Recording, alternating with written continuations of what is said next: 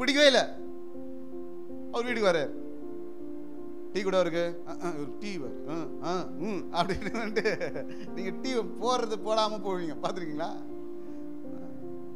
சக்கரை போட மாட்டாங்க, பால் சரியா காச மாட்டாங்க. பிடிக்கல, இதயத்துல ஒத்து வரல, அதனால அவங்களுக்கு என்ன இல்லைங்க. அப்படியே டீ போட்டாலும் டீயை வந்து தொப்புன்னு போங்க, உள்ள இருக்கிற டீ மேல வரும், தமால் அதிர்ச்சி காட்டும். சொல்லிட்டுங்களா? பிடிக்கலனாக்கா அப்படி ஒத்து போக. அதான் தான் எங்க சொல்றாரு, உன் இருதயம் செம்மையா இருந்தா, உன் இருதயம் செம்மையா இருந்தா வாழ்க்கை செழுமையா இருக்கும். உன் வாழ்க்கை செழிப்பா வாழணும்னா நான் சொல்றேன், உங்க இருதயத்தின் மேல கவனம் வைங்க, உங்க ஆவி மேல கவனம் வைங்க.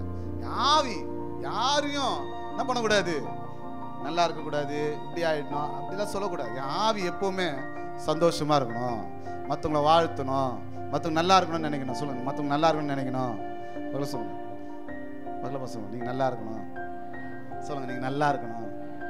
சத்தம் சார், நீங்க நல்லா இருக்கணும், நீங்க நல்லா இருக்கணும். சொல்லுங்க. போன வாரம் சொன்ன இந்த வார்த்தையை, நீங்க நல்லா இருக்கணும்னு சொல்லுங்க. ஒரு பிரசங்கம் கேட்டேன். ஒரு பாஸ்டர் வந்து அவங்க சர்ச்சில் பிரசங்கம் பண்ணாராம்.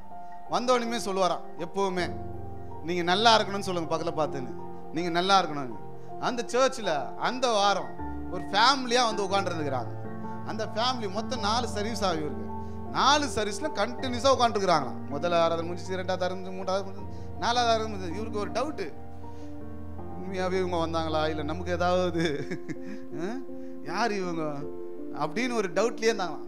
ஆனால் ஃபேமிலி உட்காந்துட்டே இருக்கிறாங்க, உட்காந்துட்டே இருக்காங்க. முடிச்சுதான் எல்லாம் முடிச்சு ஜோம் பண்ண வரும்போது அவங்களை கூப்பிட்டாங்க, ஜோம் பண்ணாங்க. சொல்லுங்க, நீங்க ஃபர்ஸ்ட் சர்வீஸ்ல வந்துட்டீங்க, இது 4வது சர்வீஸ் முடியுது, இவ்வளோ நேரம் சர்வீஸ்ல உட்கார அளவுக்கு என்னாச்சு உங்களுக்கு சொல்லுங்க.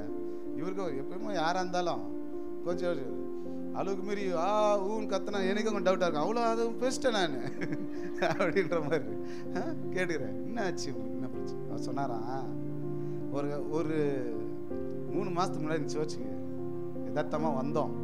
ஆனால் அந்த வந்த நாள் எங்கள் சூழ்நிலை எப்படி தெரியுமா, குடும்பமா விஷம் குடிச்சு சாகணுன்ற நிலையில இருந்தோம். அப்படி சாக தான் போனோம். எல்லாரும் போகும்போது சபை பாட்டு ரொம்ப நல்லா இருந்தது. பாட்டு கேட்டதுனால உள்ள வந்து உட்கார்ந்தோம்.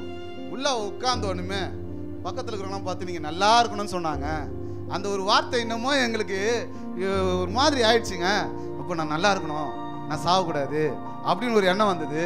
அப்புறம் நீங்கள் ஜெபம் பண்ணீங்க, ஜெபம் பண்ணோம், வார்த்தை கேட்டோம், ஆண்டுகிட்ட ஜெபம் பண்ண, ஆண்டவரே எங்கள் சூழ்நிலை இந்த மாதிரி மாற்றுங்கன்னு. ஏசப்பா எங்களுக்கு ஒரு அற்புதம் செஞ்சார். இன்னைக்கு நாங்கள் சாகலை, நல்லா இருக்கிறோம், நல்லா இருக்கிறோம். அதனால தான் இன்னைக்கு சபைக்கு வந்திருக்கிறோம். ஆமே. இப்போ பார்த்து சொல்லுங்க, நல்ல பக்கத்தில் நீங்க சொல்றத பார்த்து தான் தெரியணும் நீங்க நல்லா இருக்கணும். ஹல்லேலூயா.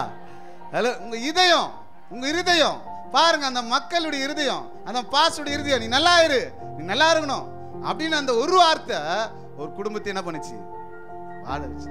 உங்க குடும்பம் வாழும். ஆண்டவர் அதை தான் விரும்ப. இருதயம் நல்லா இருந்துச்சுன்னா நீங்க நல்லா வாழ்வீங்க.